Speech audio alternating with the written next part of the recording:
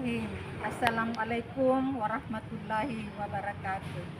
Tabe, izinkan saya menyampaikan pesan tentang penciptaan alam semesta.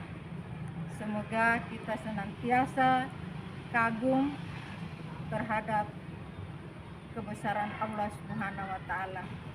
Pandanglah alam sekitar dan jadikan cermin dalam kehidupan. Sungguh besar kekuasaan Allah Subhanahu wa taala. Bapak Ibu, simak kelong berikut.